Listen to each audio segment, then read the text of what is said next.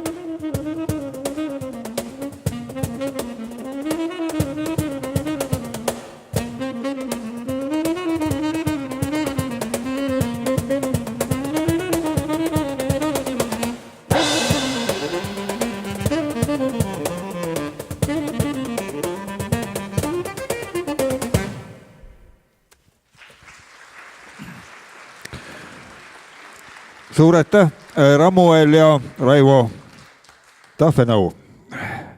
Ja Jats Kaarel nad musitseerisid 2 aastat tagasi koos, ma ei tea, kas see aasta ka, igatahes viide sellele, et Jats Kaar on tulemas kohe. Aga nüüd ma palun Martini siia meie ette, tema on alpinist ja tema käis nüüd jaanuar-veebruar Andides rändamas ja ma kujutan ette, et teeme koos Martiniga täna rännaku siis kaasa.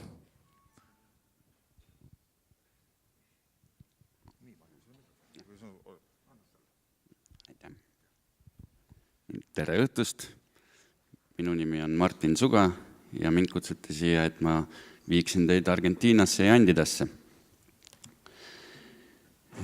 Enne kui me alustame sellest reisist, ma räägiksin siis natukene sellest, mis ma enne olen teinud juba, et päris esimese asjana ei söandaks sellist vulkaani ronima minna, mis on peaaegu 7 kilomeetri kõrgune ja millest kõrgemat enam meie planeedil ei ole.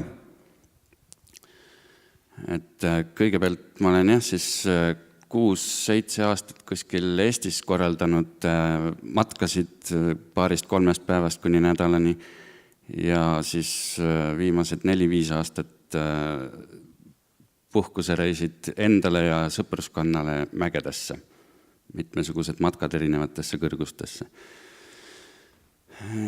Ja siis enne, kui ma üldse hakkasin mägedes käima, sai kah ikkagi harjutatud füüsilise koormusega, et see on selline, võib öelda, et enam-vähem elustiil peab olema, et päeva pealt on väga keeruline. Nii, aga asume siis Argentiina juurde.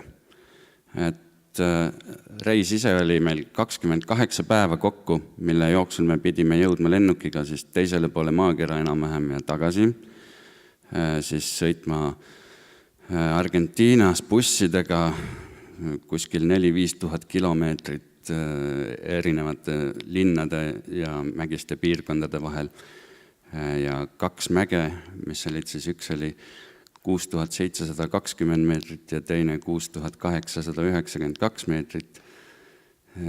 Ja selle teise suurema mäeni jõudmiseks oli veel vaja 50 kilomeetrit mäe juurde matkata ja teine 50 tagasi matkata. Vahepeale veel mõned puhkepäevad. Et 28 päeva kohta oli seda programm ikka päris tihe. Ja kuidas see meil õnnestus, eks sellest tuleb nüüd õhtu jooksul juttu.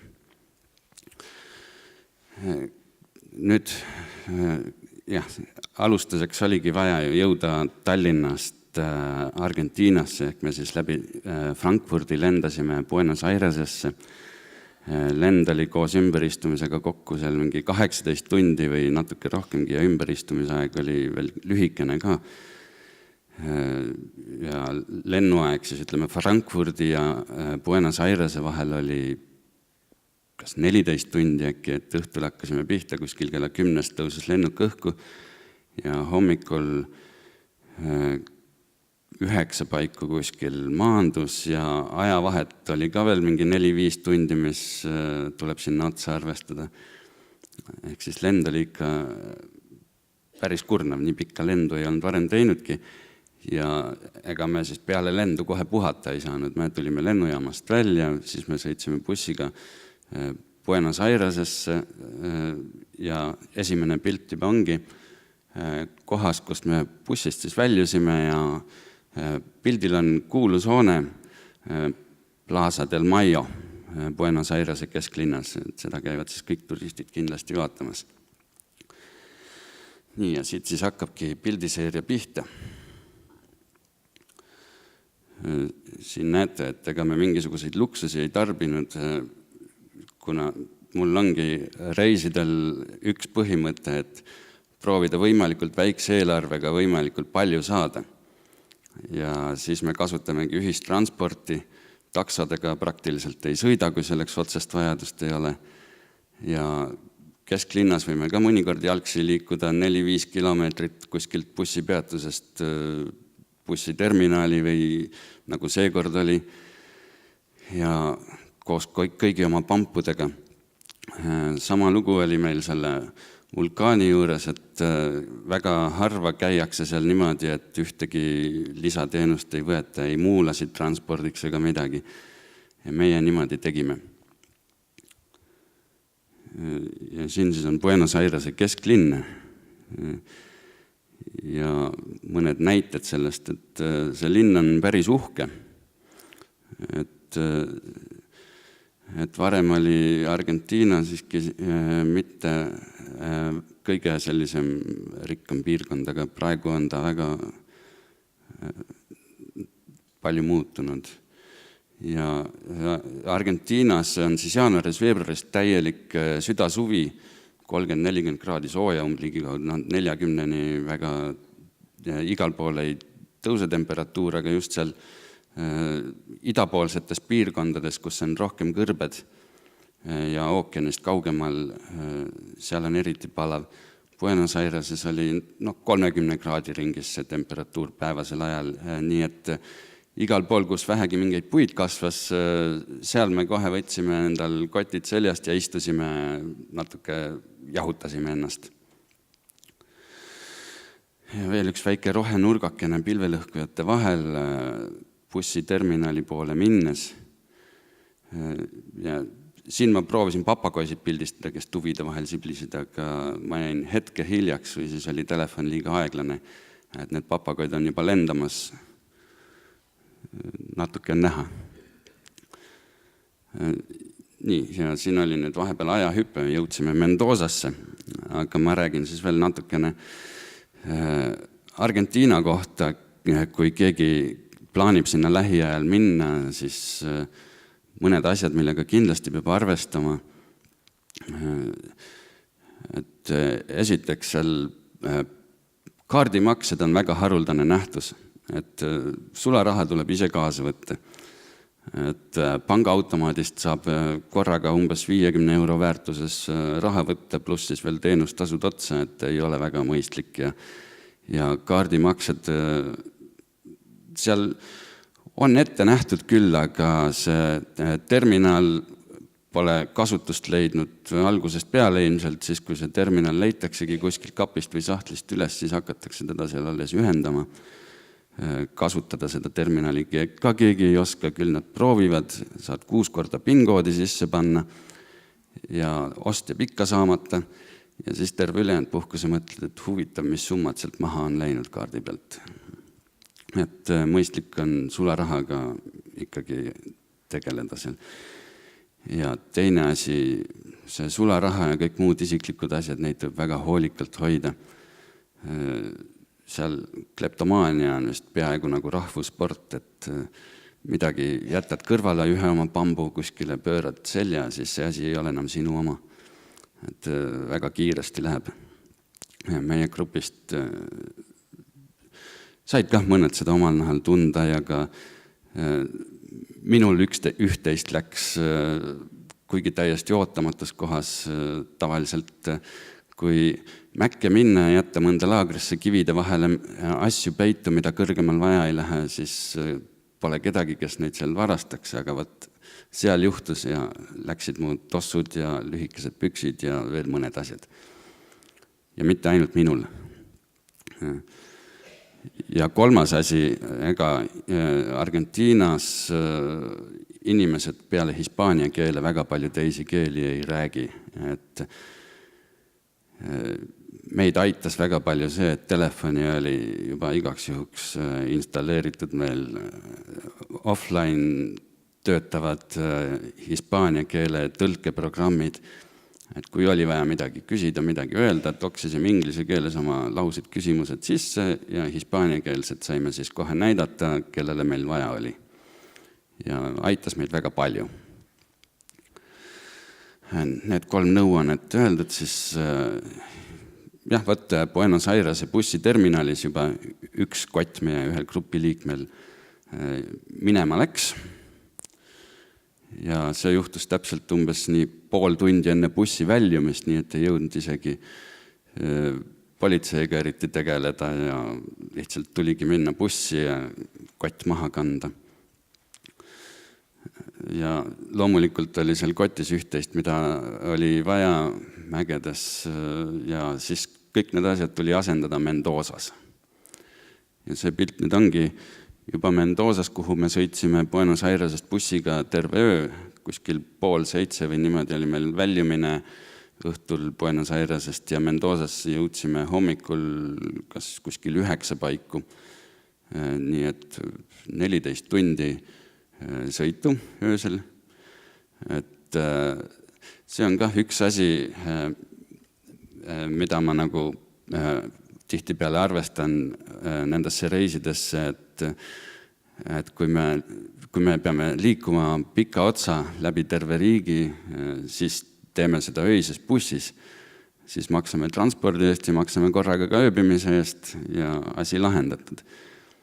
Ja 28 reisipäeva sisse jäi siis 27 ööd, millest 2 möödus lennukis, 4 möödus bussis, 2 siis möödus majutusasutuses ja ülejäänud kas 17 või kui palju me siis ööbisime kõik telkides. Ja nüüd sellel pildil siis Mendozas on näha pangahoone, ajalooline hoone, sellepärast ta pildile jäi. Ja juba oleme Mendozast siin teel mägedesse, aga Mendozas me pidime hankima omale ju uued kõik varustuse, mis oli ära varastatud, mitte kõik, aga üks kott läks ja seal oli nii mõndagi olulist sees. Ja siis loomulikult kõik need söögid, mida me Argentiinasse kaasa ei võtnud, mis me lootsime koha pealt hankida. Sest sinna Argentiinasse üldsegi on keelatud kõik lihatooted, piimatooted, mesi ja mida kõike veel kaasa võtta. Ehk siis Eestist võtsime kaasa igasugused hommikupudrud ja need kiirmatkatoidud, kuhu siis keev vesi peale valatakse ja tuleb seista lasta ja kõlbabki süüa. Need olid olemas, kuigi ka seal oli mingi lihasisaldus, aga õnneks me kotte väga tähelepanelikult läbi ei uuritud, nii et neid ei konfiskeeritud tollis. Ja kui me hommikul jõudsime Mendozasse, siis välja sõitsime sealt kuskil kell 7 õhtul alles. Nii et tegelikult tühja tähe peale kulus neid tunde ikka väga palju. Me lootsime sealt natukene, et jääb vaba aega kah, aga kõik kulus ikkagi sellise kiire sebimise peale. Ja kui meil algne plaan oli järgmine päev hakata Mendozast välja minema bussiga San Juani ja sealt järgmise bussiga Barreali, kust me oleksime saanud siis privaattranspordiga esimesele mäele ehk sinna Cerro Mercedario juurde, siis meile pakuti seal Mendozas spordipoes, kus me gaasid ostsime, et nad võivad oma maasturiga meid organiseerida kohe sinna Basecampi ära Mercedarial 3100 meetri kõrgusele. Hind tundus nii ja naa, aga me otsustasime, et hästi, me võtame selle pakkumise siis ikkagi vastu. Ja me saime päev varem juba õhtuks mäe juurde. Juba oma esimese ööbimise 3150 meetri kõrgusel, mis oli meile väga kasulik, et me võitsime kohe endale päeva juurde, sest et meil oli Mercedariaks arvestatud, et me 9 päeva kokku nagu seal viibime ja 9 päeva nii kõrge mäe jaoks me isegi ei arvestanud selle võimalusega, et äkki me saame tippu, vaid me lihtsalt läksime selle mõttega, et vaatame, kui kõrgele me saame oma ööbimise korraldada, et olla valmis teiseks mäeks. Ja selle sama maasturiga siis me saime Mendozast baaslaagrisse. Sõit oli ise mingi võib-olla natuke üle 200 kilomeetri kõigepealt Barreali ja Barreali me jätsime siis ühte elumajja oma varustuse, mida me mäe peal ei vajanud, igasugused linnariided, teksad ja muu selline nodi ja teise mäe jaoks kaasa võetud toit. Ja siis edasi veel 70 kilomeetrit mägede vahel väga sellist kitsast käänulist auklikku teed. 70 kilomeetrit sõitu võttis üle 2 tunni, peaaegu 3 tundi ütleks. Me jõudsime öösel kuskil kella 1 paiku oma ööbimiskohta. Seal 3100 meetri kõrgusel Laguna Blanca juures. Ja see auto ise oli mõeldud, et juhile pluss 4 reisijale, meid oli seal juht pluss 6. Õnneks seljakotid olid kastis. Et väga meil ruumiga laiutada ei olnud, seal olime mitmes kihis ja kõik need tunnid niimoodi me loksasime. Ja siin siis ongi juba järgmise päeva hommik käes, kui me olime ära ööbinud Laguna Blanca juures, see sama hütt, selle juurest alustatakse Mercedariole ronimist. Mercedario ise on eelinfost uurides, seal oli kirjas, et kui sa üldse kedagi näed, et siis oled õnnega koos, et seal inimesi praktiliselt ei liigu. Ja mingit mobiililevi seal ka ei ole, ega seal oled ise endaga kuskil maailma lõpus. Aga kui me sinna jõudsime, siis me vaatasime, et mitu autot oli seal ja sinna hütti oli asju jäetud, siis nende inimeste poolt, kes parasjagu mäel olid ja kellel ei vedanud nii palju, et kuskile kindlasse kohta oma asju jätta. Ja kui me olime seal ära ööbinud asjad kokku pannud, siis sealt meie teekond algaski. Et siin on ilusad vaated selle hütti ümbruses. Et need pildid räägivad kõnekamalt kui mina. Et jõgi ise oli selline kiirevooluline ja kui muidu mägijõed on sellised ilusad, puhtad, selge vesi, mida võid koheselt jõest juua, siis see oli päevasel ajal selline kakaovärvi jõgi. Et hommikul vara mingi aeg ta oli selline selgem veel, aga just siis, kui vool läks liiga suureks, siis hakkas kõik liiv kaasa voolama ja selline kakao ta siis oli. Ja see hütt, mille juurest me oma teekonda alustasime, kuulub siis Club Andino Mercedariole, kohalik albiklubi. Aga uksi seal ees ei ole, keegi seal ei valva, keegi seal raha ei küsi, igaüks võib sees olla, aga seal mingisugust mööblit ei olnud sinna. Lihtsalt laatad oma magamiskotti ja mati maha ja teed oma ööbimise ära, kui vaja. Ja võt see hütt asus siis kohas, kus autoga enam kaugemale ei saagi. Et olemasolev tee, mis on siin väravaga suletud, viib uuemasse kaevandusse ja meie oma rännakut jätkasime mööda vana kaevanduse teed, mida enam autod seal enam ei sõida, ta on varisenud kitsaks, teda pole kasutatud enam väga ammu. Siin ongi see vana tee siis näha, mida mööda meie läksime ülesse ja Mercedario on siis seal pilvede vahel näha.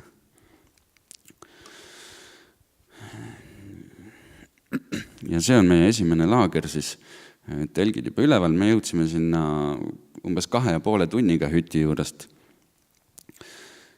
Ja ta on siis 450 meetrit kõrgemal kui hütt oli, 3600 meetri juures. Küllap me oleksime võinud veel ju jalutada edasi.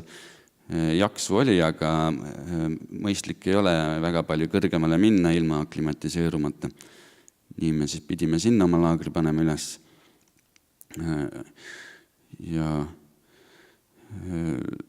seal me jäime sinna 2 ööks, et ikka paremini aklimatiseeruda ja et kui keegi jääb mägihaigeks, siis jäägu võimalikult vara, et õnneks vähem maad tagasi minna. Ja seal elas hästi palju guanakosid, elab siiamaani. Aga seal pole nagu röövloomi, kes neid sööks ja siis kõik kohad oli nende tükke täis. See on siis nagu üks paremini säilinud huvitavam figuur, mis me sealt leidsime. Ja see sama esimene päev, kui me oma esimesse laagrisse läksime, siis me panime kiiresti oma telgid üles ja läksime veel ülespoole jalutama, et tulla tagasi siis õhtuks laagrisse madalamale magama, aga me käisime ära ühel kõrval oleval tipul 4000 meetri kõrgusel kuskil natuke rohkem. Et siis tegime nagu paar tundi õhtust tiiru ka endale. Ja siin siis olemegi oma sellel esimesel tipukesel. Ja sealt on näha, võt meie järgmine laager sai kuskile sinna 4375 meetri kõrgusele. Ja need teekond ise läksid toru põhjast. Üks järsem koht oli siin ja siis üks järsem koht oli seal, mis meie teekonnal jäid. Kõik ülejäänu oli selline väga lauge jalutamine mööda rada. Ehk siis tegelikult sellel mäel ei olnud mitte midagi alpinismiga pistmist, et puhas matkamine üles mäge. Ja siin on need ilusaid maastikupilte lihtsalt mõned reas.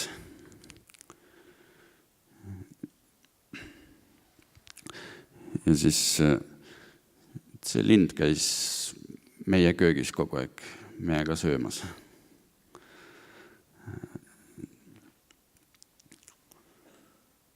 Ja siin on vaade siis järgmise päeva hommikul kohe peale silmade avamist ja telgiukse avamist.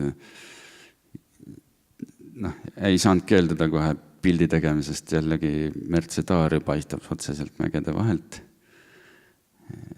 Ja esimestel päevadel tunduvad need vaated veel eriti ilusad. Pärast harjub juba ära.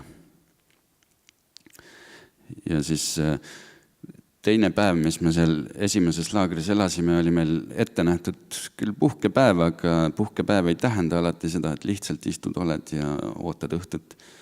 Et me tegime jällegi väikse jalutustiiru, käisime ära ühel teisel kõrval 4100 meetrit, millegagi oli mägi. Aitab aega sisustada ja aklimatiseerumisele kah kaasa. Ja nägime muidugi väga huvitavaid vaateid ja ilusaid maastikke jälle, et iga nurga alt on natukene erinev. Ja siin meie laager on täpselt, jääb sinna käänaku taha hästi napilt, et peaaegu oleks telgid näha.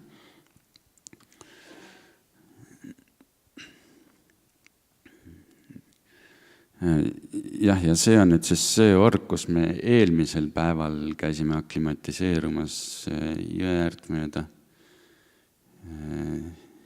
üles.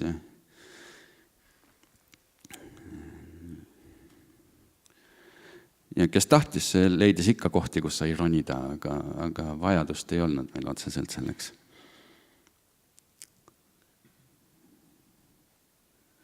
Ja siis oma üllatuseks leidsime, et sellele tipule oli ehitatud tiputuur ja leidsime pudeli koos tipukirjaga, veekindlalt pakitud ilusti. Ja siis kiri väitis, et umbes 2 aastat tagasi oli käinud seal 4. seltskond. Et tavaliselt sellisele tipule ei panda kirja ilmselt, kus lihtsalt kõnnid ja jalutad ja oled. Aga keegi oli lihtsalt naljaviluks teinud.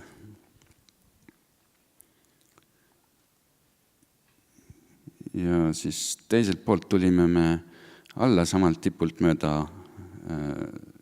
Me ei tulnud sama teed pidi tagasi, kust me üles läksime, vaid kõrvalorgu pidi alla. Et oleks vaheldusrikkam. Ja võt selline on siis Guanaco, elus Guanaco. Neid oli seal hästi palju, ükskõik kuhu poole vaatasid, ikka oli Guanaco jälle. Ja nad olid sellised häbelikud, kes muidu lähedale ei tulnud. Aga kui jõgi oli vahel, nagu siin pildil näha on, siis nad olid natuke julgemad ja kohe plehku ei pistnud. Ja siis on nüüd üks hilisõhtune pilt Mercedariast. Et neid pilte on palju, aga enamus ma võtsin siit ikkagi välja, et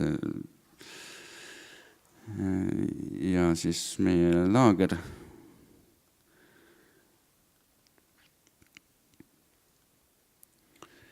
Ja võt see on nüüd siis jõgi meil puhta veega. See pole see sama jõgi, mis oli algul kakaovärvi, vaid ta on väiksem harujõgi, mis tulebki mööda seda orgu alla, kust meie üles läksime, et see kakaojõgi läks mööda peaorgu veel edasi vana kaevanduse juurde. Ja siin meil on nüüd juba 3. päev, kui me lähme täise laagrisse, siis me liikusime oma krempliga 3600 meetrilt 4375 meetri peale. Ehk siis ühe päevaga ligi 750 meetrit.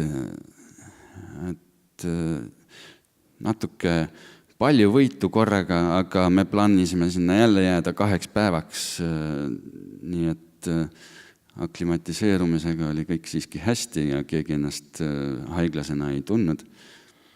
Et mingid peavalusid nagu keegi ei täheldanud, ainus oligi väsimus, mida inimesed tundsid.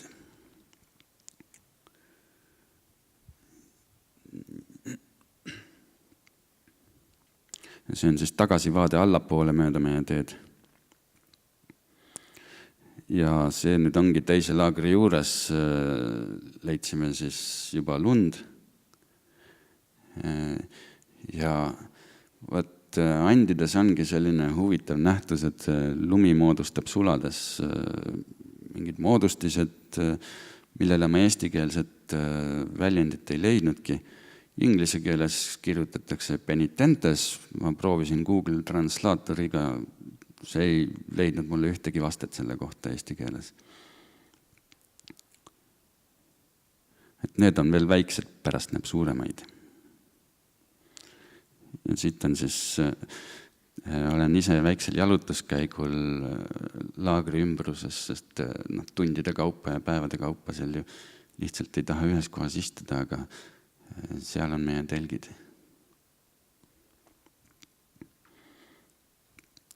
Ja siin me nägime muidugi juba ka teisi inimesi, seal on veel telke 2 kollast, võib-olla pole praegu hästi näha, pärast näeb lähemalt ka.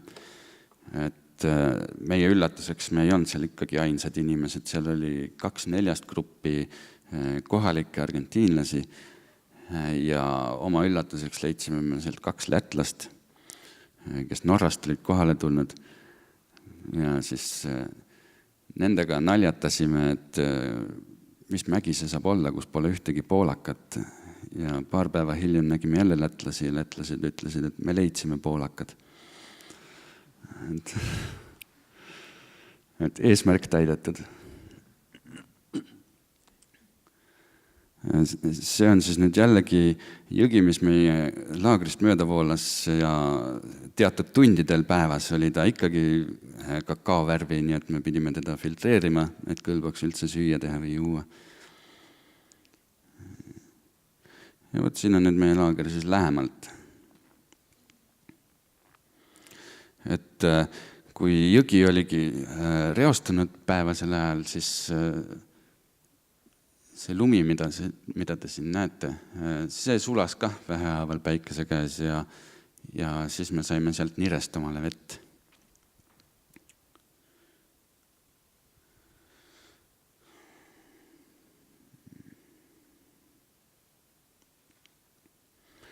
See on nüüd jälle ülevalt poolt tehtud pilt, meie telgid on seal.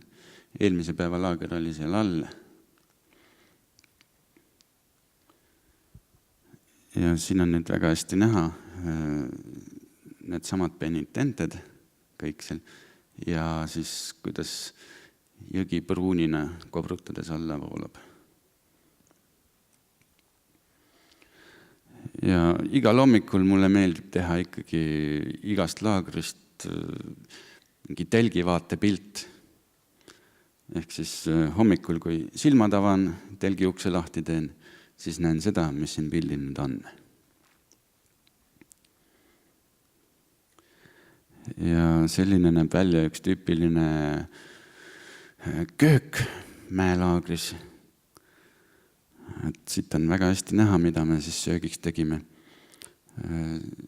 Selline asi on siis siit Eestist kaasa võetud mingisugune toit, kas oli ta Itaalia pada või mis iganes, ja koha pealt ostetud siis mingisugune kalakonserv, seal ainult tuunikalakonservid olidki, ühtegi teist me ei leidnud.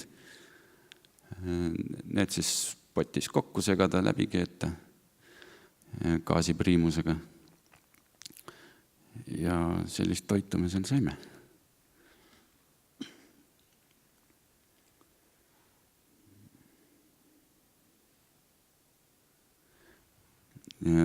Selles teises laagris seal 4375 meetri kõrgusel me siis elasime 2 päeva. Ja nüüd praegu on siis see teine päev, mis oli meil puhkepäev, mida me jällegi täielikult puhkamiseks ei kasutanud, vaid me läksime 4900 meetri kõrgusele lihtsalt ilma kotita kõndisime istuma, et jällegi ööbida madalamal ja saada parem aklimatiseerumine endale. Sest meid oota sees kolimine juba 5100 meetri kõrgusele. Ja siit nüüd ongi üleval käies pildistasin laagri poole, et see nõlv siin, mida ei näegi, jääb serva taha peitu, see oli meie teekonnal kõige järsem koht. See oli juba, seal tuli kõndida piki mäenõlva mööda rada, kuhu ainult üks jalg mahtuski laiu pidi ära. Et esimene päev tundus päris hirmus isegi ilma kotita, aga teine päev olime juba harjunud ja siis kott seljas lihtsalt läksime sealt, ei olnud hullu midagi. Ja meie telklaager on kuskil seal, aga ei paista hästi väljagi.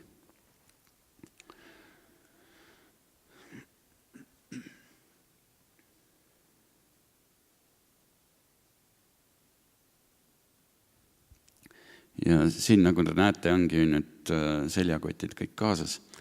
Ja me oleme uuesti ületanud just selle järsu nõlva. Kõige hullem koht on nüüd möödas ja järele jäänud tõus oli veel umbes 500 meetrit jäänud. See esimene järsem koht oligi vahetult peale liikuma hakkamist. Ja siis peale järsu nõlva lõppu me tegimegi oma esimese puhkepeatuse, kogusime kõik kokku ja õnnitlesime üksteist, et kõige raskem koht möödas on ja edasi me jätkasime niimoodi igaüks omas tempos, sest edasi oli minna väga lihtne teekond mööda rada, lihtsalt suur lai väli igas suunas, kõik nägid kõiki, silmside oli olemas, mingit ohtu endast ei kujutanud. Ja siin ongi siis näha see suur lai väli igas suunas.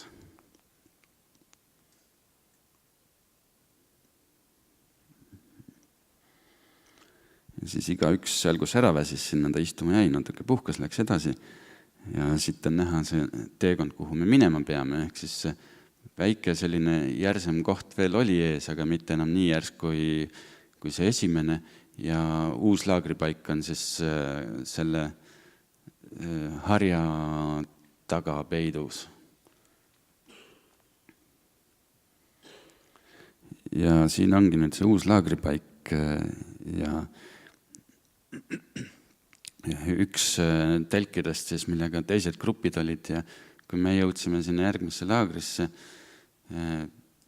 Pirca dell'Indio, siis üks 4. grupp oligi seal hetkel juba elamas ja nemad läksid siis just aklimati rännakule ülespoole.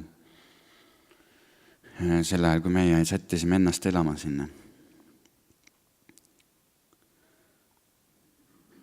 Ja siit on juba näha, kuidas kõik ümberkaudsed mäed jäävad juba päris madalaks. Et need seal on üle 5000 meetri midagi ja see on ka 5100 vist või 5200 oli.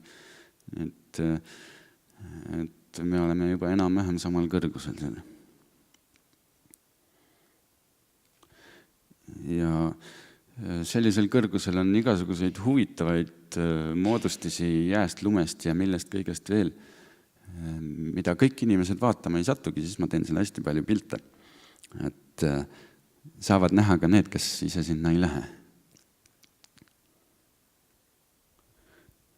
Et see on seal nüüd liustikuserv, väike jõgi voolab, et liustik ikkagi sulab terve päeva ja ütleme siis niimoodi, et päeval päike paistab soojalt ja sulatab ja ka meil tegelikult, kuigi võiks arvata, et 5 kilomeetri kõrgusel on hästi külm ja paha, siis meil oli seal suhteliselt ilus ilm, tuult oli vähe, tuult pidevalt ikkagi oli, aga ta ei olnud midagi keerulist.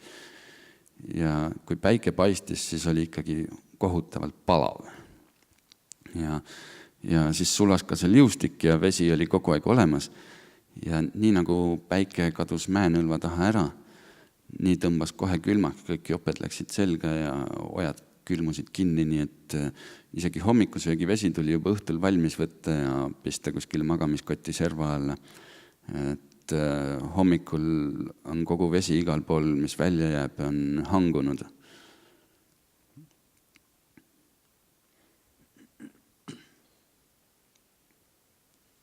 Ja siin ongi nüüd näha, kuidas vesi on hangunud, see on hommikune hetk, kuidas üks teise grupi liige proovis siis vett leida, et jää all midagi natukene vulises, ta siis kirkaga lõhkus augu sisse ja õngitses sealt lusika või kulbiga.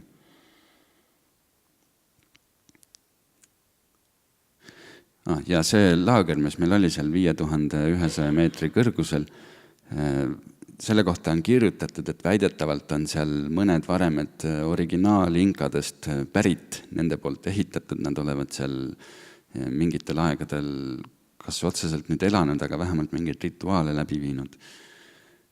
Aga ka ütleme, et alpinistidel ja mägimatkajatel on kombeks kive täpselt samamoodi müürideks laduda, et see varjaks tuult telgi eest. Ja mine võta nüüd kinni, missugused seal neist olid siis varem inkade poolt ehitatud ja missugused nüüdisaegsed alpinistide või matkajate poolt. Aga väidetavalt mõned ikkagi pidid olema originaalid.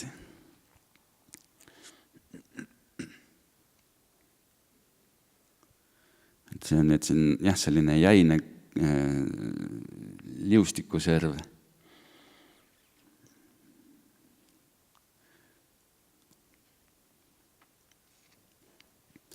Ja see on siis pilt meie laagrist niimoodi eemalt.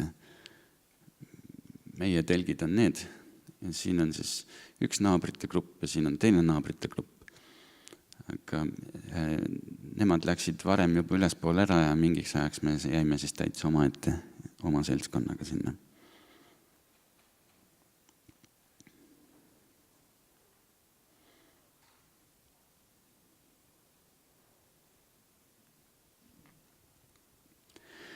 Ja see ongi siis nüüd meie puhkepäev juba 3. laagris, kus igaüks otsis omale siis mingisugustki tegevust või siis lihtsalt puhkas ja oli.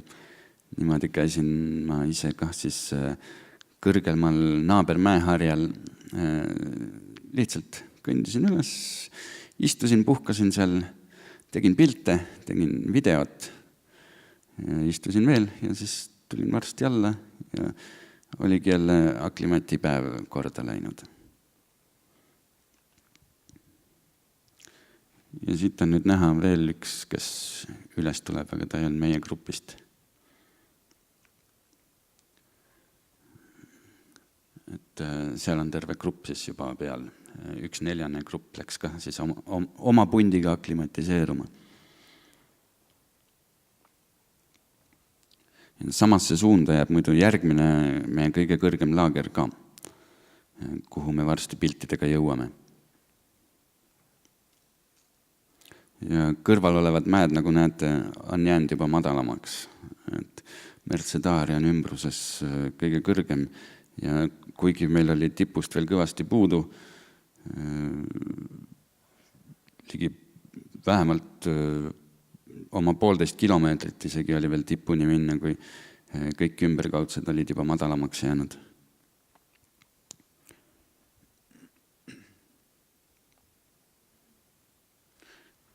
vot siit ongi näha nüüd teekond üles järgmise laagri poole. Sinna harja taha tuli minna, et jõuda järgmisse laagrisse. Ja siin on tavatud nüüd see hetk, kui päike läks mäeharja taha ja tuli kiiresti jope välja otsida.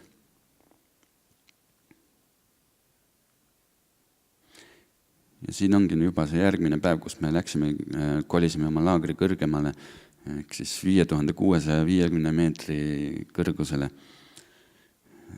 See on juba kõrgem kui ükski mäetipp kogu Euroopas, Elbrusest kah kõrgem. Ma ei olnud isegi elu sees varem nii kõrgele ööbinud. Ja ilm oli seal pilvine. Selline siis näebki elu välja pilvede sees. Et kui vaadata mäe poole ja mäetipp on pilvedes peidus, siis mäel olles on selline olukord. Ja see on siis juba lumine piirkond.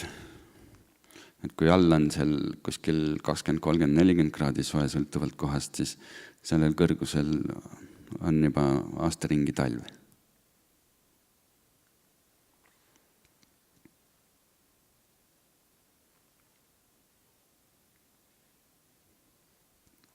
Ja siia olid kolinud meie endised naabrid siis. Et see on nüüd kõige ülemine laager Mertsedaarial, 5650 meetrit.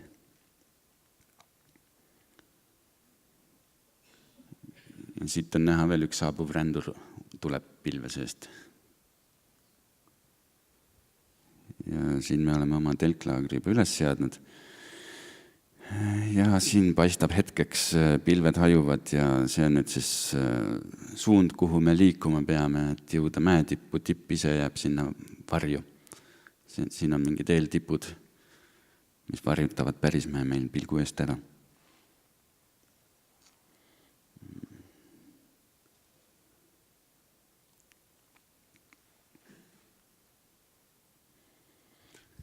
Ja need vaated sealt kõrgelt on alati ilusad ja minult küsitakse tihti, et kas ma olen näinud pilvi endast allpool ja niimoodi ja siis ma ütlen, et jaa, et iga kord näen peaaegu.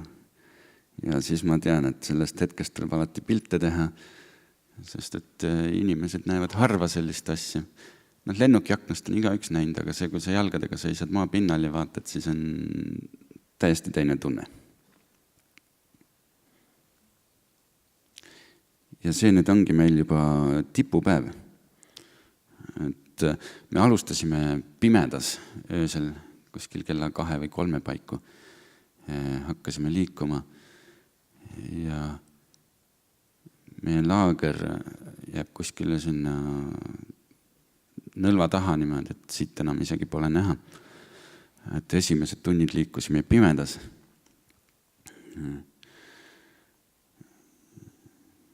Ja tippuminek on selle poolest lihtsamaks tehtud, et kogu tähtsam või selline raskem varustus jääb laagrisse ja siis saab ilma suure seljakotita astuda. Aga kõrgusel seal 6 kilomeetrit ja üle selle on hapnikku ikkagi juba suhteliselt vähe. Ehk siis sammud on tunduvalt aeglasemad kui siin maapinnal ja tippu ja tagasi laagrisse minek võttis mul aega 11 tundi, ehk siis 7 tundi tippu ja 4 tundi laskumist. Ja see teekond ise oli võib-olla kokku mingi 10-11 kilomeetrit. Ehk siis on näha, et see kiirus ongi umbes kilomeetrit tunnis ja mitte väga palju rohkem.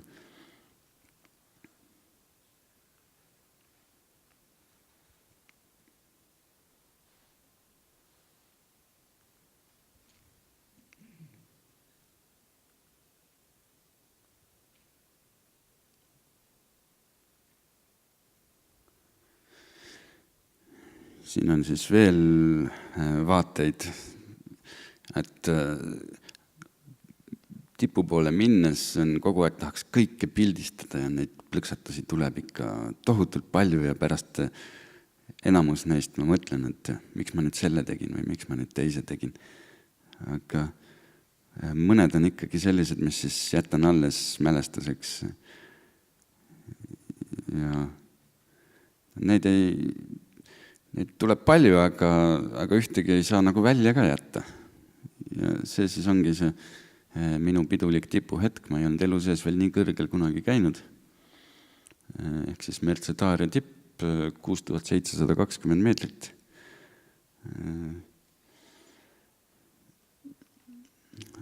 Aga ilm oli selline, et ega vaadet ei näinudki sel hetkel, kui ma üles jõudsin. Ümberringi oli täitsa pilvine, aga sellest pole hullu midagi. Mõni teine kord veab kuskil mujal ilmaga jälle paremini. Ja ega sinna tippu kauemaks ei jäänudki, sest tagasitee oli veel teist sama pikk maa, kuigi alla mäge, aga see ei tähenda, et kergem oleks. Et kui jalad on ikka juba suhteliselt pehmeks läinud, siis on ka see allamäge liikumine väga vaevaline. Eriti sellisel lahtisel rusunõlval, kus igal sammul kipud libisema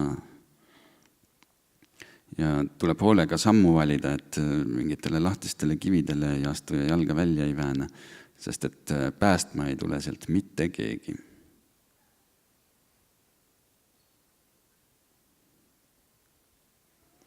Ja siis tagasi teel, vahetult enne laagrisse jõudmist, leidsin ma midagi sellist, mida ma kohe mitte mingil juhul ei oleks oodanud 5700 meetri kõrgusel. Ja siis ma mõtlesin, et missugune küll peaks olema see lind, kes peaaegu kaameli suuruse looma võtab kuskilt sealt, ütleme 3,5 kilomeetri kõrguselt, tõstab õhku ja poetab 5,7 kilomeetri kõrgusele, et seal teda siis rahulikult süüa. Aga hiljem ma ikkagi uurisin ja sain aru, et see ei saanud ikkagi lind olla, et see guanaco lihtsalt pidi ise ära eksima sinna kogemata. Aga muidu jah, kui ma mõtlesin, et mingi lind võis see olla, siis tekkis küll selline kõhe mõte, et selles piirkonnas ma tõenäoliselt toiduahela tipus ei ole. Ja järjekordne telgivaade loomulikult. Neid ma tegin kohe 2 tükki igaks juhuks, äkki üks on parem kui teine. Ja siin me oleme juba laskumas, et peale seda, kui me tipust olime alla tulnud ja ennast telkidesse sättinud puhkama, hakkas tohutu lumemöll pihta. Ja rada ja kõik oli silma alt siis kadunud, aga see meile probleemi ei tekitanud, me saime ilusasti, leidsime oma teekonna ülesse. Ja etteruttavalt võib öelda, et see lumi oli isegi kuskil 4 kilomeetri kõrgusel veel täitsa maas, et kui me üles tulles leidsime esimese lume kuskil 5,5 kilomeetri kõrgusel, siis alla me läksimegi valdavalt mööda lund.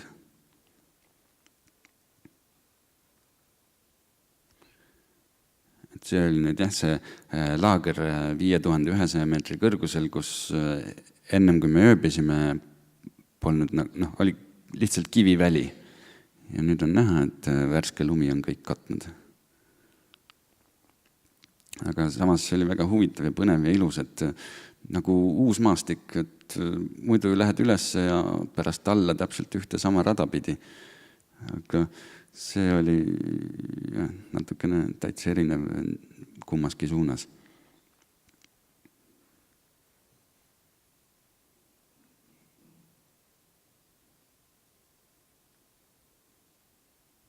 Ja siin siis on näha, et lõpuks oleme lumepiirkonnast välja jõudnud.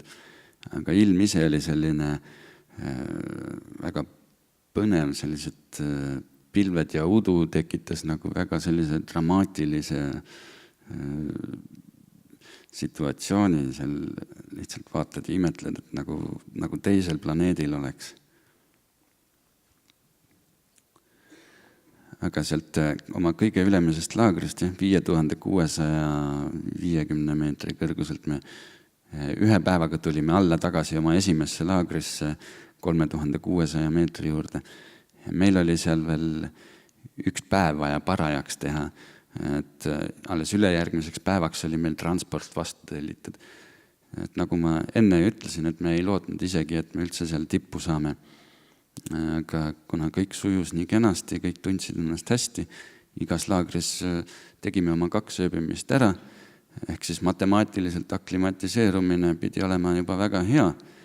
Teisest küljest arvestades, et näiteks Lenin Pamiris on vaid mingi 300-400 meetrit kõrgem, 400 meetrit kõrgem, aga seal käiakse tunduvalt kauem ja pidevalt üles ja alla, et saada oma vajalik aklimatiseerumine kätte. Siis 8 päevaga jõuda Mercedaria tippu ja 9. päeval alla tagasi. See tundus kuidagi nii võimatuna, aga sujus väga kenasti, kõigil oli väga hea enesetunne.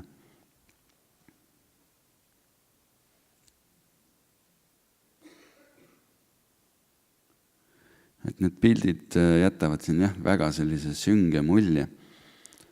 Aga tegelikult see esimene mägi Mercedaria oli kõik meil nagu lihtsalt üks ilus muinasjutt. Et ilmaga meil ikka väga vedas, et ega see pilvisus tegelikult tuli meile pigem kasuks, sest et nii nagu päike hakkas peale paistma, oli ikkagi väga kuum ja palav olla. Aga pilved nagu selle kõige hullema palavuse pidasid kinni ja siis oli selline täitsa mõistlik tunne. Ja siin on nüüd laskumise esimene rohelus, siis tuleb jälle selline pidulik tunne, et nüüd tuleb pilti teha. Ja siis peagi oli ka Guanacod raja ääres. Ja siin ma pidin siis jõge ületama kohe niimoodi 2 korda järjest, sest üks kallas muutus nagu järsuks ja läbimatuks, siis oligi hüppe üle jõe teisele poole, kuigi juba üle 10 kilomeetri oli selja taga ja suure kotiga laskumist ja kokku oli meil 2 kilomeetrit vertikaalselt laskuda. Ehk siis selline päris tõsine tööpäev. Ja kui ma teist korda pidin jälle üle jõe hüppama, siis mul õnnestuski 1 jalaga sisse hüpata vette. Ja siin nüüd ongi näha siis, kui palju neid Guanacosid oli ja kui ükskõik neil oli sellest, kui ma sealt neist möödusin. Et terved karjad olid alati ühel pool jõge, teisel pool jõge. Ja tuttav lind, kes meid tagasi ootas, et sai jälle süüa meilt. Ja enamasti, kui mägedas vähegi võimalik, ma proovin 1 ööbimise teha täiesti õues tähistaeva all. Aga mul sattus vale öö olema. Et, natuke nägin tähistaevast, aga seal oli tundumalt selgemaid öid, et natuke ikka pilvisust oli seal küll. Aga see on ääretult vahva, kui öösel läheb korraks uni ära, et silmad lahti vaatad tähistaevast. Siis varsti tuleb see uni jälle tagasi ja on väga hea. Ja sellisel kõrgusel ei olnud öösel nii väga külm ka, et magamiskott ei läinud isegi härma, et mul on olnud tunduvalt hullemaid juhtumeid, kui hommikuks on magamiskott jäigaks tõmbunud.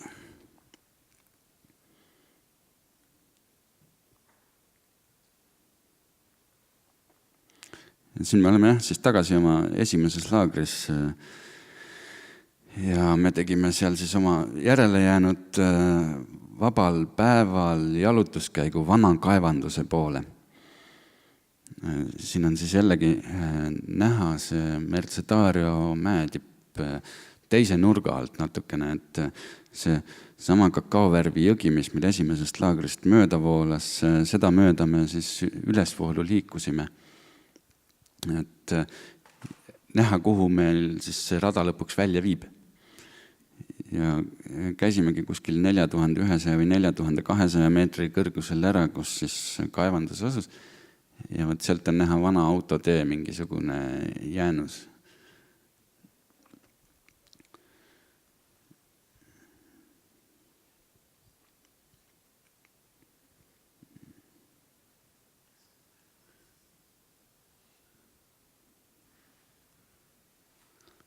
See on üks näidistaim, siis, mida ma otsustasin pildistada. Et mul on alati meeles, et inimesed teevad pilte igasugustest lilledest ja iga kord ma mõtlen, et ma siis teen ka, aga siis, kui ma midagi näen, siis mul ei tule jälle meelde. Ja võt, kui ma seda nägin, siis ma mõtlesin, siis sel hetkel tuli meelde, et tuleb teha.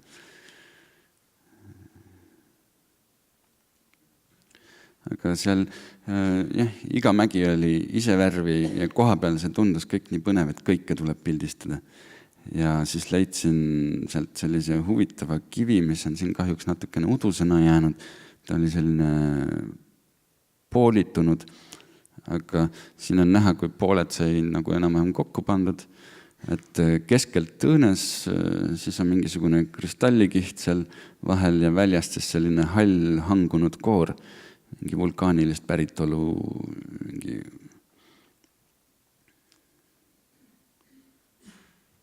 see nüüd ise ongi siis kaevanduse ümbrus. Ja ka seal oli palju guanakosid, kes kõndisid meil tee eest läbi ja ega nad muidugi väga lähedale ei tulnud, aga siiski pilte sai tehtud neist.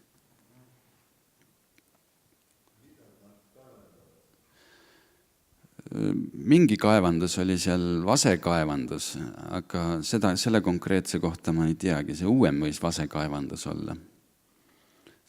Aga tõenäoliselt ka see, jah.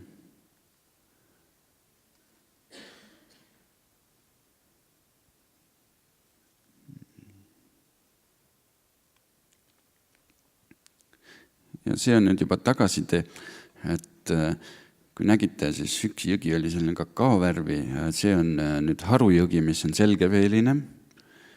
Ja võt siin need kaks jõge saavad omavahel kokku.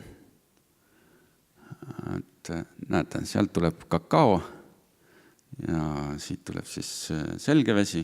Korraks saavad kokku, natukene siin isegi segunevad, lähevad jälle laiali, et hiljem uuesti kokku saada ja lõplikult seguneda.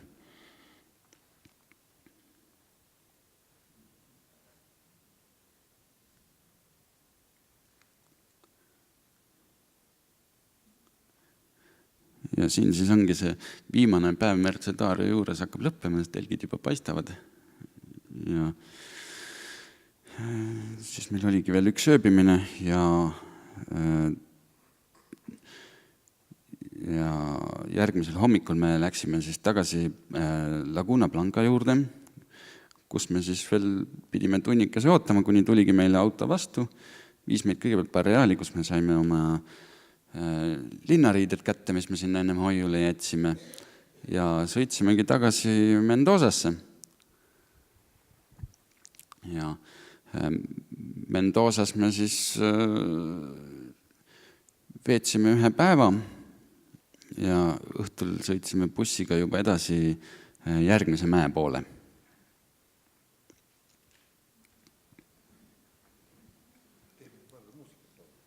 Jah, nüüd siis ilmselt vaheaja aeg.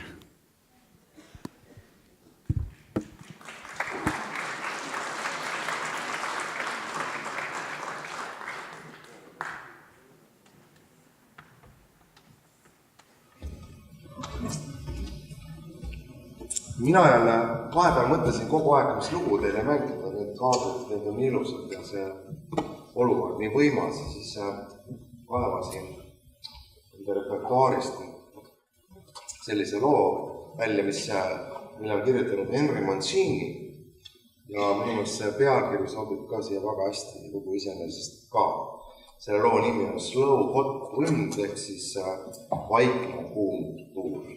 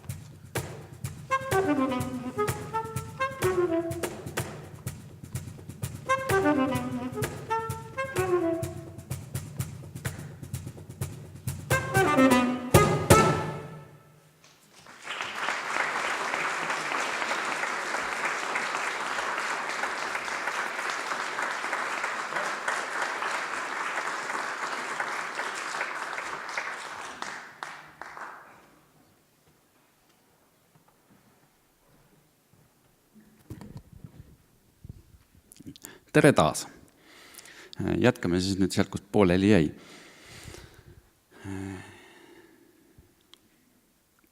Et Mendozas ma siis pikemalt rohkem rääkima ei hakkagi, me seal toimetasime kiiresti oma asjad ära ja sõitsime edasi La Rioja poole. Ja see nüüd siis ongi juba La Rioja, selline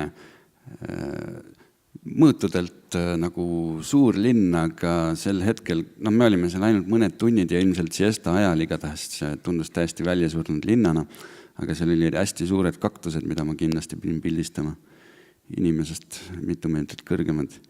Ja siis see linn jäi meelde oma suurte võimsate monumentidega, mis olid ringteede keskel ja neid ringteid oli seal järjest. Et siin on üks näidiseks, aga bussiga me sõitsime neist 5 või 6 ringteest niimoodi mööda ja igal pool oli mingi omanäoline monument. Ja võt selles La Riojas me siis saime oma bussipiletid edasi. Me ei saanudki otse bussi sinna linna, kuhu meil vaja oli, aga viimane väike linn, sinna, mis vulkaanile kõige lähemale jääb, on Fiambala. Ja see on selline, kas nüüd suur alev või väike linn, kokkuleppe küsimus, kumb ta olema peaks. Aga La Riojas me avastasime, et sinna polegi nii kerge jõuda. Et peale pikka uurimist ja mitmeid küsimisi loomulikult oma telefoni translaatoriga, tänu millele me üldse ellu jäime, saime me siis nii kaugele, et meile leiti võimalus, et ühe bussiga peame me sõitma ühte teise linna Aimo Kastasse, mis oli siis kah nagu külakeset kõrbe tegelikult. Ja selle Aimo Kastas pidime paar tundi ootama, et saaks edasi Fiambalasse. Aga õnneks me sinna Fiambalasse jõudsime, kuigi sõiduaeg võttis pool päeva.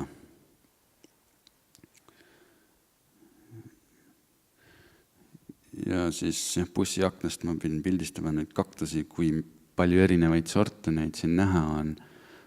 Et selline taimestunud poolkõrb, kaugemal paistavad mäed. Ja võt see ongi nüüd Aimo Kasta, et selline ehe Argentiina väljaspool pealinna. Et inimesi on väga harva ja siesta ajal on täiesti välja surnud, aga siis kui päike looja läheb, öö jõuab kätte, siis hakkavad inimesed alles hoopis elama.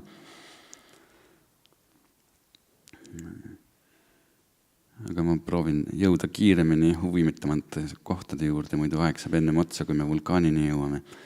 Aga see Fiambala, siis siin näete, öö on käes, inimesed istuvad pargis. Aga siis, kui on päev ja 40 kraadi sooja, siis on poed kinni ja ei ühtegi hingelist kuskil. See on nüüd Fiambala päeval, nagu näete, ühtegi inimest pildile pole jäänud. Ja see oli meie ööbimiskoha kõrval, seal igal pool, kus vähegi taimi kasvab, on viinamarja istandus. Võt siin me nüüd olemegi teel juba autoga Fiambalast vulkaani poole. Et algul sõit on mööda legendaarset maanteed, mingi Ruta 64 või 68, või võt nüüd enam ei olegi meeles, aga kaardi pealt on ta kindlasti leitav. Fiambalast läheb ta Tšiili poole. Hästi põnev ja hästi pikk maantee läbi tervet Lõuna-Ameerikat. Pikki ande ja läbi kõrbete ja kes on suur motomatka ja sellele ma soovitaks väga. Ja seal maanteel minnes, kahel pool on uhked mäed ja siin hakkavad juba lumised ka paistma ja siin me juba olemegi maantelt kõrvale pööranud sinna, kus meile jalgsi teekond varsti pihta hakkab, et et maanteelt eemale saab veel 12 kilomeetrit maasturiga ja siis muutub autode jaoks läbimatuks maastik. Siin me olemegi juba oma pambud kätte saanud, selga pannud ja hakkame astuma ja auto on näha veel lahkumas. Ja siis algul jah, see Atacama kõrbe ääreala, et igasugustes andmetes on küll kirjas, et see kõrb peaks olema nagu maailma kõige kuivem kõrb, aga no meie seda kuivust nii väga ei näinudki. Esimesel õhtul tuli isegi mingisugust vihma ja esimesed 2 päeva me saime mööda jõe äärt matkata. Vesi oli kogu aeg käe pärast olemas, et muret nagu polnudki. Esimene päev me üldsegi jõudsime alles õhtul mingi 6 paiku või 7 paiku jõudsime alles sinna, et saime kõndima hakata. Me siis kõndisimegi kokku umbes tund aega ja natuke üle 3 kilomeetri ja siis jäime juba ööbima. Et siin on nüüd näha, kuidas me teekonnal tegime kiiresti ka eine, sellepärast, et me olime terve päeva seal Fiambalas asju ajanud, kiirustanud. Meie ainus söök oli hommikusöök hotellis, mis ei olnud väga luksuslik. See ei olnud hotellgi, see oli hostel, sest nii nagu me tavaliselt mingites odavamates kohtades ööbime hinnaklassis isegi alla 10 euro. Et kui selle alla 10 euro sisse jääb veel hommikusöök ka, siis ei saa sealt loota väga palju.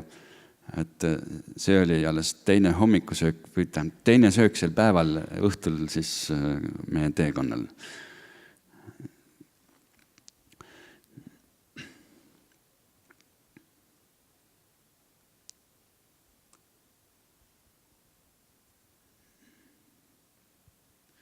Ja see pilt peaks olema nüüd tuttav kõigile, kes nägid tänase ürituse kuulutust. Et see ongi siis teekonna esimese päeva lõpus sellise mäe poole nagu Nevado Hoyos del Salado. Ja see ongi siis see meie esimene laager, mille me 3 kilomeetrit peale alustamist juba üles sättisime. Et öö üle elada ja hakata hommikul kiiruga vulkaani poole uhama. Ja siin siis nagu ongi peamiselt ilusad maastikuvaated. Et alguses oli jah, meil jõgi kõrval oli taimestikku ja kõik, et nagu ei saagi aru, et kõrbes oleks. Ja liikudes oli see jõeorg kohati nagu kanjoni moodi kitsuke ja siis satud kanjonist välja mingisugusele suurele platsile, mis mastaapide järgi tundub ainult jalgpalliväljaku suurune, aga kus lähedki 3 tundi ühest otsast teise.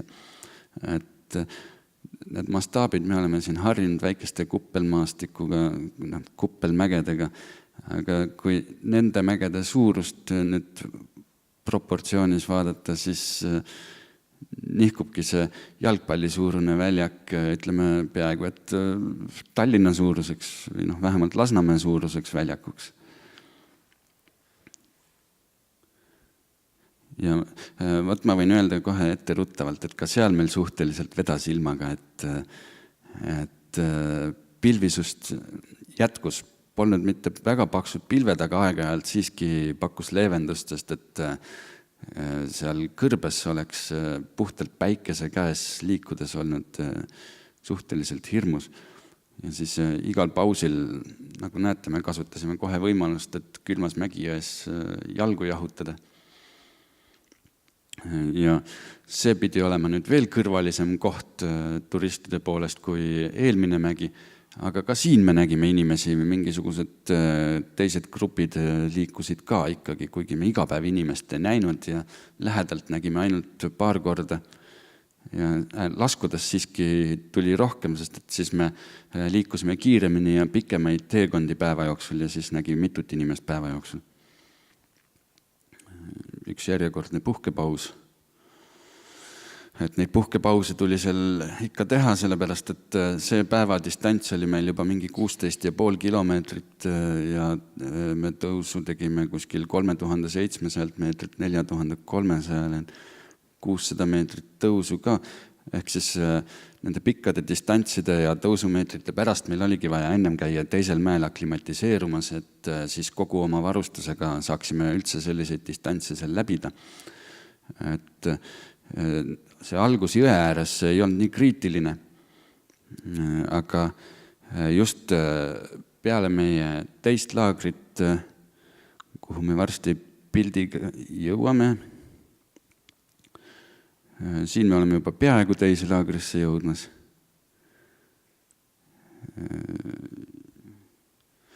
Vot, siin me jõudsimegi oma teise laagrisse ja hakkame telke ja asju üles sättima, aga see on ka viimane vesi, mida kohtab.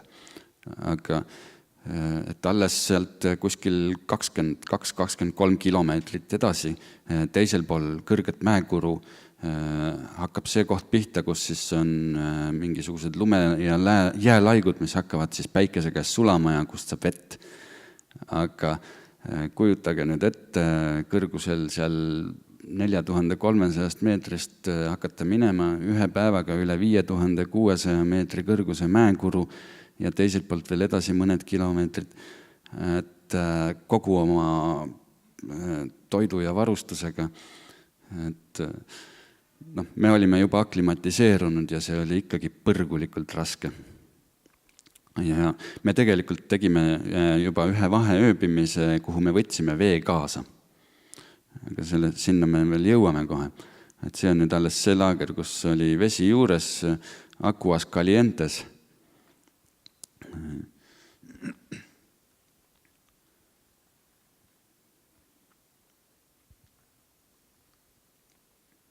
Et see ongi nüüd siin kõige viimane vesi ja viimane rohelus ja edasi lähme siis kuiva kõrbetsooni. Et seal midagi nii-öelda alpinismi ei olnud, me lihtsalt kõndisime sujuvalt laugest mäest kogu aeg ülesse ja jällegi need väljakud olid üüratu suured, et iga platoo või selline laiem koht, kus tundus, et et nüüd lähme siit üle, siis teeme väikse pausi ja siis lähme sealt järgmisest ka. Et igal sellel väljakul tuli ikkagi teha mitu pausi ja õnn oli jälle, et mingid pilve natukene ikkagi oli, et see päike ei paistnud päris selgelt ja otse pähe. Aga maastik oli selline, et päevade kaupa suhteliselt ühesugune, aga vahepeal paistis selliseid põnevamaid lumiseid vulkaane kaugemal teiste mägede vahelt. Ja siin siis praktiliselt mingit elu ei näinud, mingisuguseid sisalikke oli ja mingeid ämblikke ja kärbseid ja kogu lugu. Aga Guanaco skelette ja konte ja tükke oli ikkagi igal pool, et nii nagu nad eksivad oma loomulikust elukeskkonnast kõrvale, siis kuskile nad hukkuvad ja sinna nad jäävad, sest mitte keegi ei söö. Siin on siis juba taimestik ka otsa saanud ja siin me kanname nüüd oma vett juba kotis selleks, et sel päeval õhtusöök teha, järgmise päeva hommikusöök teha, 2 päeva jook. Meil oli vist igal ühel kas umbes 4 või 5 liitrit vett kaasas, mis andis kotile korraliku lisakilod. Teekonda see loomulikult lihtsamaks ei teinud. Kui me ükskord jõudsime oma laagripaika, siis ma tundsin juba, et kõik ei ole päris nii, nagu tahaks.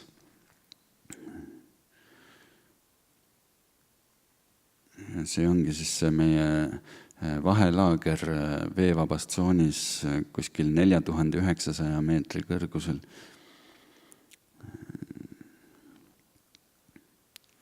Ja siin me oleme juba järgmisel päeval edasi liikumas ja kuru, kuhu poole kust me üle peame minema, on seal. See on kuskil juba üle 5,5 kilomeetri kõrgusel. Ja esimest lund on ka näha, aga siin on selline lumi, millest väga head vett ei saa, et ta on nagu selline liivasegune ja tuulega. Tuul puhub liiva ja kõik selle omavahel segamini. Et kõigepealt peab sulatama ja siis filtreerima ja mida kõike veel tegema, et jube palju vaeva. Ja siin on nüüd näha, seal orus olid kivid sellised, mis on ühelt küljelt meeletult täkkeid täis. Teine külg on enam-vähem silene, ta mingid vulkaanilist päritolu seal iidsest ajast juba seisnud ja tekkis lihtsalt seal kohapeal selline oletus, et kuidas need täkked sinna tekkinud on. Et kuna lahtiseid kive tegelikult üldse ei paistnud kuskil, siis jõudsime oletuseni, et ilmselt on seal mingitel perioodidel tuulekiirused sellised paarsada kilomeetrit tunnis, võib-olla isegi helikiirusega, et kõik kivid, mis lahtised vähegi on, need lihtsalt võtavad tiivad külge ja lendavad ringi. Ja siis need suuremad kivid saavad pihta, mis paigal on ja niimoodi need täkked sinna tulevad. Ja siin me jõudsimegi nüüd Kuruni ja siis tulidki meie vaatevälja kõige suuremad, uhkemad vulkaanid, mis maa peal üldse olemas on. Et see siis ongi see Hoyos del Salado tipp. Ja see on Medusa, millest tuleb ka veel juttu.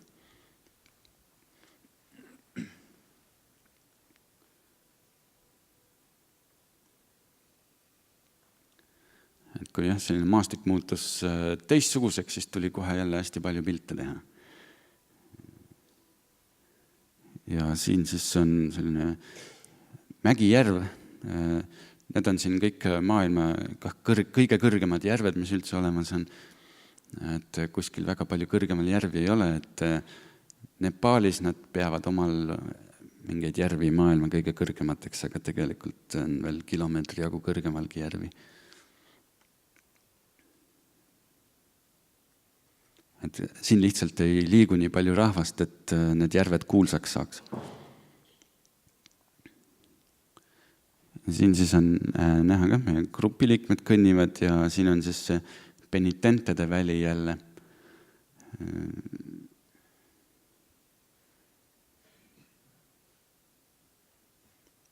Ja siin on neid natuke lähemalt, natuke paremini juba näha. Ja võt see oli meil selline lühikene päev, ta oli mingi 6,5 kilomeetrit äkki üle Kuru, et kõigepealt 4 kilomeetrit laagrist edasi oli Kuru ja siis me veel kõndisime natuke maad ja me otsustasime juba enne tähtaegselt, kuigi järgmise laagrini El Arenali oli veel jäänud mingi 3 või 4 kilomeetrit umbes, aga kui me olime 6,5 kilomeetrit kõndinud 6,5 tunniga ja energiavarud nii-öelda Eesti ekipaažil olid suhteliselt nulli jõudnud, siis me jäime oma laagriga varem pidama. Et me sinna El Arenali ei jõudnudki. Siin on nüüd näha, kuidas inimene lihtsalt põleb ära kuskil kõrbes päikese käes.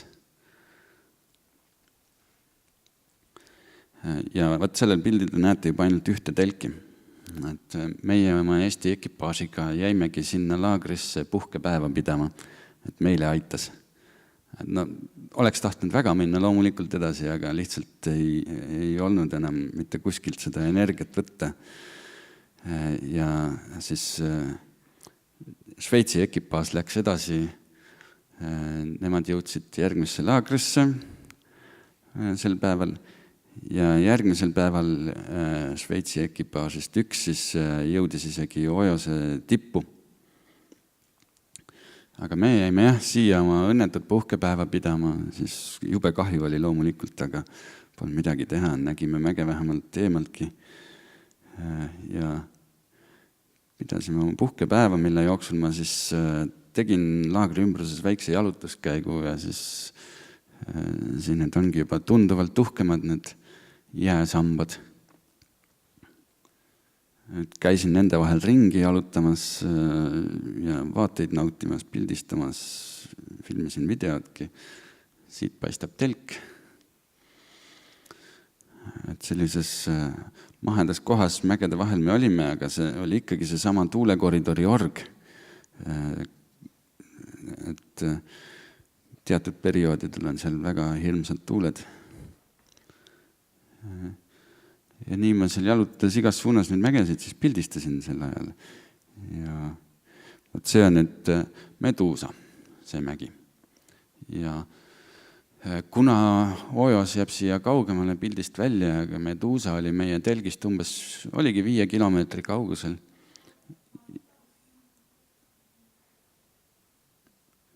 Ja kõrguselt oli ta madalam. Ta oli 6120 meetrit, siis meil tekkis selline kurikaval plaan, et kui me Ojose tippu ei jõua, et käime vähemalt Meduusa tipus ära. Ja nii me siis selle plaani paika panime. Ja järgmisel päeval varakult pakkisime oma tipukotid valmis.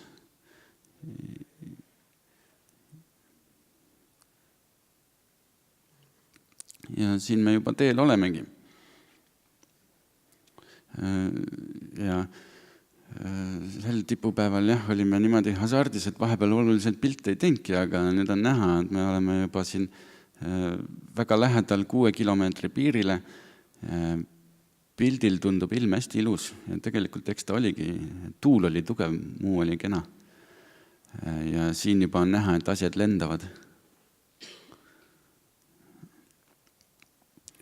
Me ikkagi läksime edasi, see pilt juba räägib ka natuke midagi.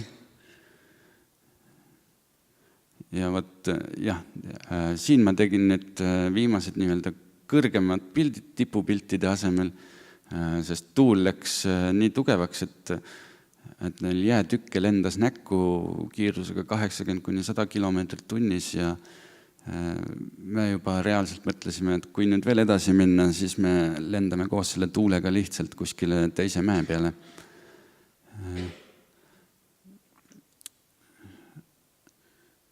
Aga vaated olid meil väga uhked ja kõrgus oli meil, kus me ringi pöörasime, oli 6020 meetrit ja mäetipp oli 6120. Nii et väga, väga lähedale jõudsime ja ometi ei jõudnud sinna, kuhu tahtsime. Et see ongi siin juba hetked, see oligi, eelmine pilt oli hetk, kui me keerasime ringi ja mäetipp kuskil seal üleval peab olema.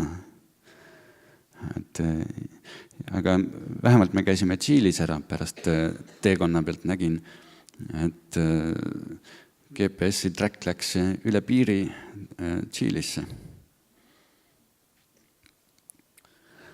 Aga siin vahepeal on möödunud juba terve öö ja me oleme juba teekonnal alla ja siis ma leidsin ühe väga hea näidiskivi, millel neid täkkeid pildistada, millest ma ennem rääkisin. Et see on nüüd siis tuulepoolne külg. Et kui kellelgi mõni parem oletus, kuidas need võisid tekkida, siis oleks huvitav kuulda, aga minu enda isiklik oletus, et teiste lendavate kivide poolt on need täkked sinna löödud. Kõikidel sellistel suurematel kividel olid need kõik ühes suunas ja teised küljed olid nagu tavalise kivi moodi.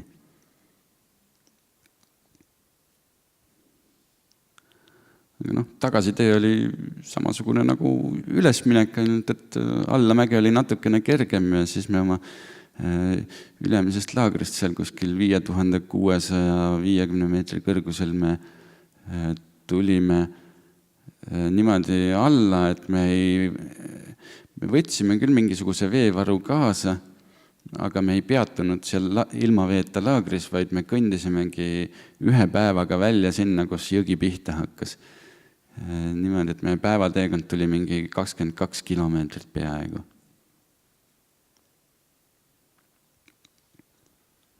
Ja kui nüüd tagasi minna selle asja juurde, et me ei jõudnud Ojose juurde, siis lihtsalt nagu ma alguses rääkisingi, et meil oli 28 päeva, kuhu me kõik pidime selle mahutama ja võtta või jätta, kuskilt midagi juurde võtta ei ole. Et siis sinna see läks, et oleks mõni päevakene kuskilt veel olnud juurde napsata ja teha oma puhkepäev ja minna edasi, siis oleks šansid olnud isegi sinna tippu võib-olla jõuda. Aga oleksid on sellised kehvad asjad, et eks tuleb kunagi äkki tagasi minna.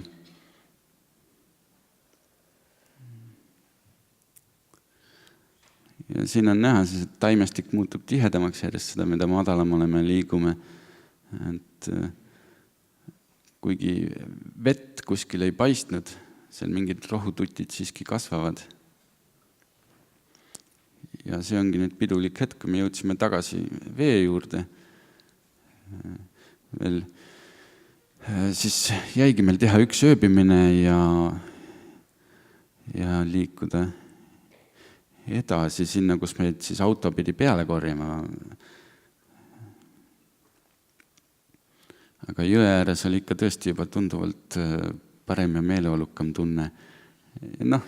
See on siis mälestus ühest Konakost jälle.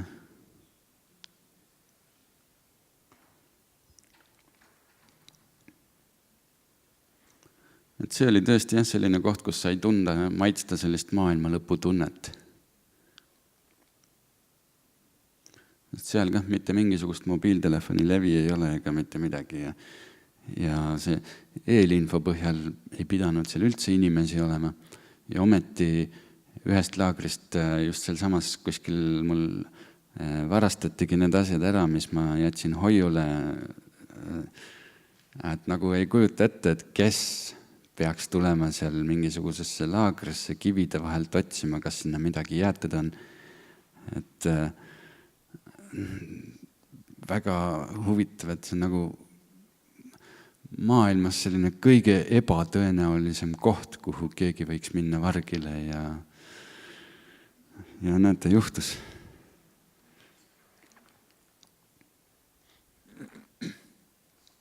Ja selle varguse kohta veel nii palju, et tegelikult alpinistid üksteise tagant ju ei varasta, sest nad teavad, et inimene pole mitte midagi üleliigset kaasa võtnud, et kõik see, mis ta sinna hoiul on jätnud, võib tal ellu jäämiseks vaja minna. Ja kusjuures sinna oligi nagu meie hommikusöögid alles jäänud, mis ma jätsin varuks, et kui tagasi tuleme, võtame kaasa, et meil on veel 2 hommikusööki vaja teha ennem, kui me tsivilisatsiooni jõuame. Vaat need hommikusöögid olid alles jäetud, aga kõik muud tarbeesemed, tossud, püksid, särk, mingi paar sokipaari, need olid kõik läinud.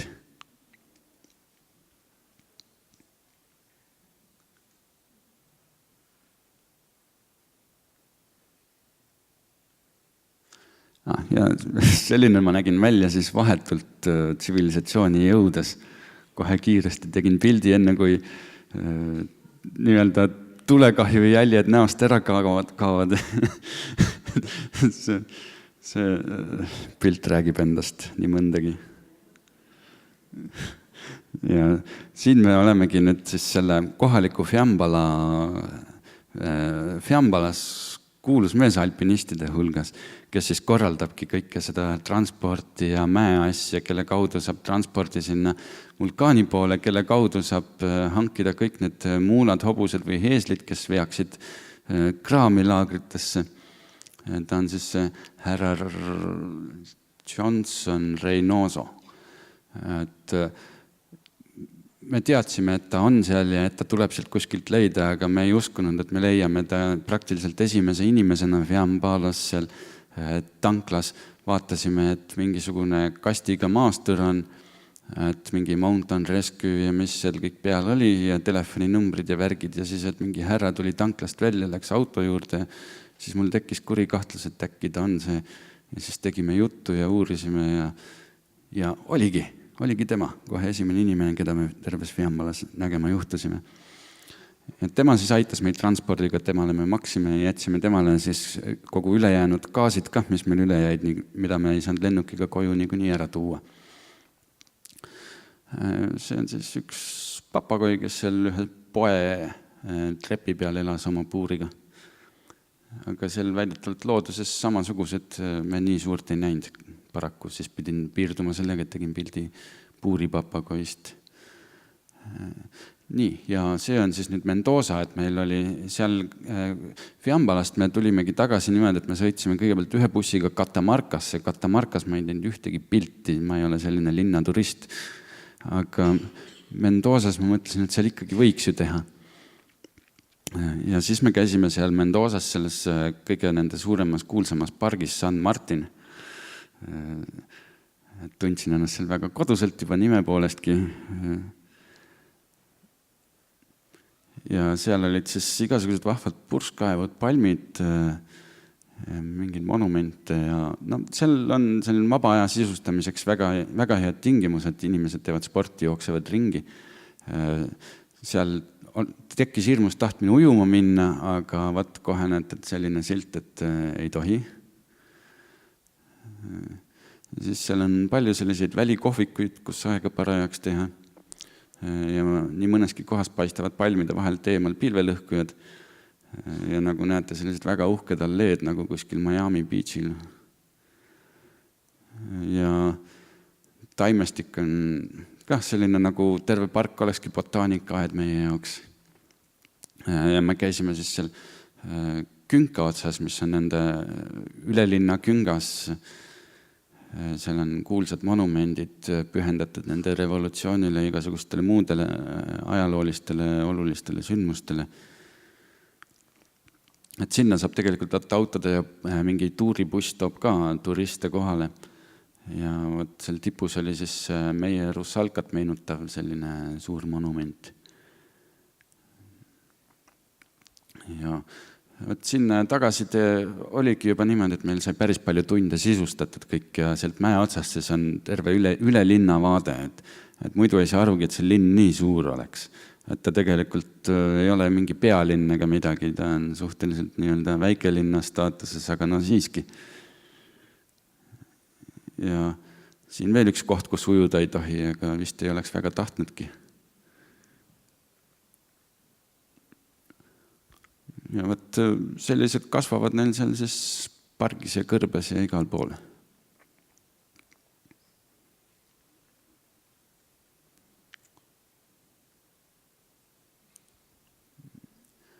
Ja ongi vist suhteliselt viimased pildid ka, sest see on veel Mendoza ja võt see on juba Buenos Aires, et Mendozast me tulime jällegi ööbussiga, õhtul istusime bussi ja hommikuks jõudsime Buenos Airesesse. Buenos Aires on ka selline kontrastide linn, et siin te näete seda pidulikumat osa, kohe näete midagi muud ka, et bussi aknast tehtud mõned pildid, võt siin me hakkame jõudma bussijaama. See on nüüd natukene teistsugune Buenos Aires. Ja seal on kõik, mis jääb nende kahe äärmuse vahele, on ka jätkub igale poole. Mul on tagantjärgi natukene kahju, et ma nendes kõrbekülades hooneid ei pildistanud.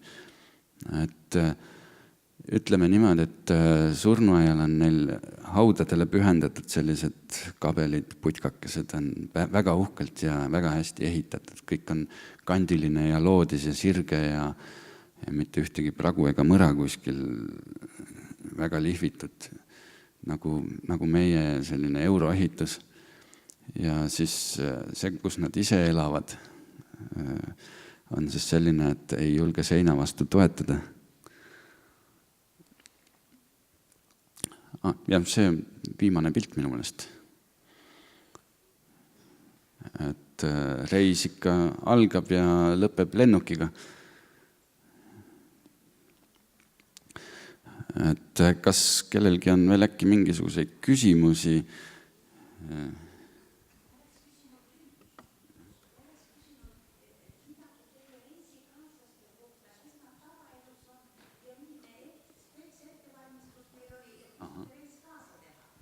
Jaa. Vaat reisiseltskonnast jah, ma ei jõudnudki siin sündmusi kajastades rääkida nii. Esimesel mäel meid oli 6 inimest. Üks telkkond oli 2 naisterahvast, kes olid siis Eestist. Nii. Teine telkkond oli siis 2 meesterahvast Eestist, mina ja Lermo. Ja naisterahvad olid Kersti ja Ehtel. Ja kõik on siis käinud ikkagi matkamas ja mägedes ja teinud sporti. Ja 3. telkkond oli siis Šveitsist. Nemad olid Maria ja Florian. Maria on ka muidugi Eestist pärit, aga ta on nüüd aastaid õppinud ja elanud Šveitsis. Ja esimesel mäel me siis olimegi 6. Ja Ehtel ja Kersti plaanisid edasi minna Aconcaguale, mis on siis lõunapoolkera ja läänepoolkera kõige kõrgem mägi ja jääb Mercedariast seal 100 kilomeetri kaugusele lõuna poole. Ja nii-öelda Aconcagua on siis see mägi, mida kui öelda, et lähed Argentiinasse kuskile mäe otsa, siis kõik ütlevad selge, Aconcagua. Seal rohkem mägesid ei olegi, seal ainult üks mägi on.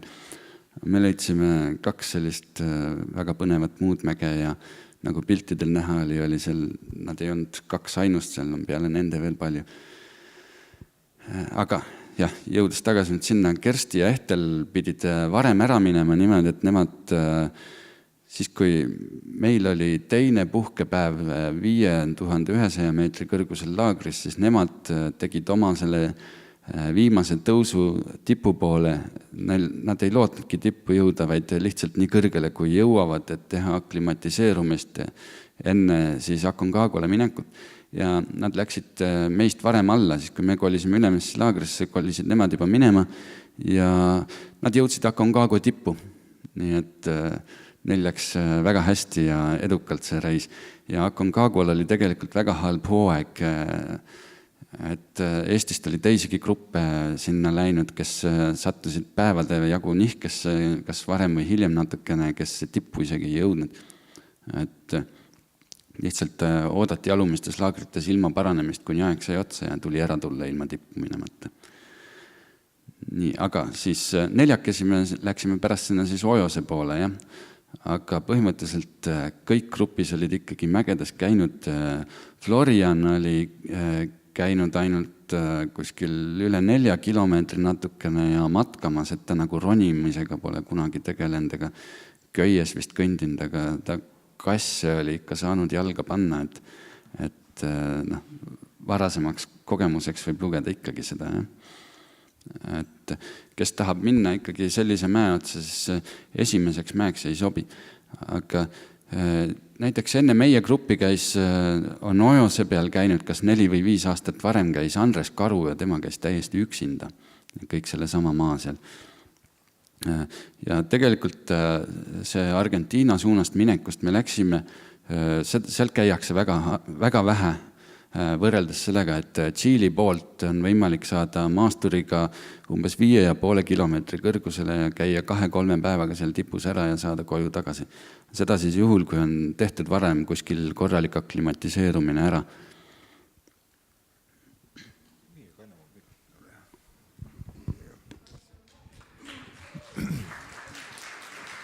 Suur aitäh Martinile ja tõesti läheks isegi kaasa, aga seekord võtan jõudu kogun. Aga järgmine esmaspäev tuleb siia rääkima Jakob Rosin. Tema on pime noor mees, kes käis Amazonases matkamas.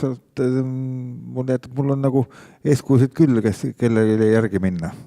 Aga nüüd ma annan, Martin, sulle kingituseks raamatu.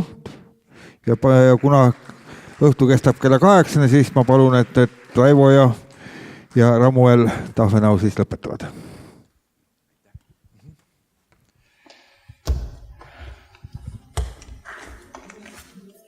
Ja meie viimane lugu on Peruust. Selle loo nimi on Vichitaitu ja ta räägib ühest imearmsast kosest.